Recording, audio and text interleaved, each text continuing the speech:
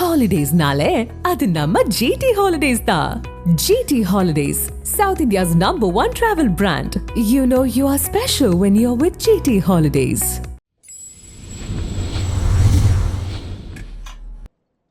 Big Boss season 7ல் இவங்க cutest கப்பலாக இருக்காங்களே அப்படின்னு சொல்லி மணி அண்ட் ரவீனாக்கு நிறைய ஃபேன்ஸ் கிரியேட் ஆயிட்டாங்க அப்படின்னு தான் சொல்லணும். ரெண்டு பேரும் பிக் பாஸ் வீட்டுக்கு வெளியவே குட் ஃப்ரெண்ட்ஸாக இருந்திருக்காங்க. பிக் பாஸ் வீட்டுக்குள்ள வந்தோன்னே ஃபர்ஸ்ட் டேவுமே நாங்க நல்ல ஃப்ரெண்ட்ஸ் தான் அப்படின்னு சொல்லிட்டு இருந்தாங்க. பட் போக போக எல்லாருக்கும் தெரிஞ்சிருச்சு இல்ல அவங்க ஃப்ரெண்ட்ஸையும் தாண்டி தான் அப்படின்ற மாதிரி. அண்ட் அவங்களே நிறைய இடங்கள்ல ஷேர் பண்ணிருக்காங்க எனக்கும் ரவீனாக்கும் இருக்கிறது வேற அப்படின்ற மாதிரி எல்லாம். அண்ட் மணியும் நான் வெயிட் பண்றேன் உனக்காக 2 நிமிஷமா 2 வருஷம் கூட வெயிட் பண்றேன்ற மாதிரி நிறைய டயலாக்ஸ் எல்லாம் சொல்லியிருந்தாரு. ஸோ அதை வச்சு எல்லாரும் கன்ஃபார்மே பண்ணிட்டாங்க. அண்ட் கண்டஸ்டன்ஸ் எல்லாருக்குமே தெரியும் இவங்க ஒரு லாங் டர்ம் ரிலேஷன்ஷிப்ல இருக்க போறாங்க அப்படின்ற மாதிரி. வெறும் பிக் பாஸ் கேமுக்காக ஸ்ட்ராட்டஜிக்காக நாங்க ஒன்னா இல்ல அப்படின்ற மாதிரி நிறைய இடங்கள்ல ஷேரும் பண்ணிருக்காங்க. அண்ட் கண்டஸ்டன்ஸ்ல இருந்து எல்லாருமே பை 1 get 1 ஃப்ரீ, நீங்க 2 பேரும் எப்பவுமே ஒன்னாதான் கேம் ஆடுறீங்க, இந்த மாதிரி நிறைய விஷயங்கள் சொல்லியிருந்தாங்க. இப்போ ஃப்ரீஸ் டாஸ்க் அப்படின்னு ஒண்ணு நடக்குது இல்லையா? ஸோ அதுல ரவீனா அவர்களோட ஃபேமிலி வந்து பயங்கரமா திட்டிருக்காங்க ரவீனாவை அப்படின்னு தான் சொல்லணும். உனக்கு யார் பெர்மிஷன் கொடுத்தா? முதல்ல ஃபேமிலியில யாருக்கும் தெரிய ஒத்துக்கிட்டாங்கன்ற மாதிரி எல்லாம் பேசிட்டு இருக்க, எதுக்கு போய் சொல்லிட்டு இந்த மாதிரி கேம் ஆடிட்டு இருக்க? முதல்ல அவனோட பழகிறது நிறுத்து.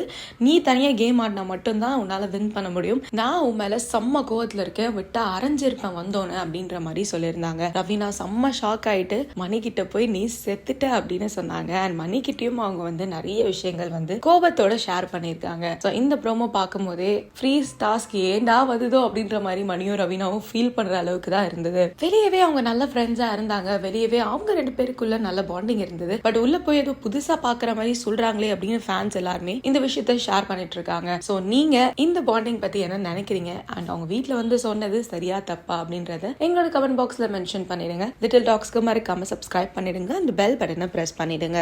சோ மேரேஜ் லைஃப் எப்படி போயிட்டு இருக்கு? சூப்பரா இருக்கு. சூப்பரா போயிட்டு இருக்கு. இப்போதான் ஒரு 2 months ஆயிருக்கு. ஸோ அதனால புது வீட்டுக்கு போயிருக்கோம், அந்த வீடை செட் பண்றது.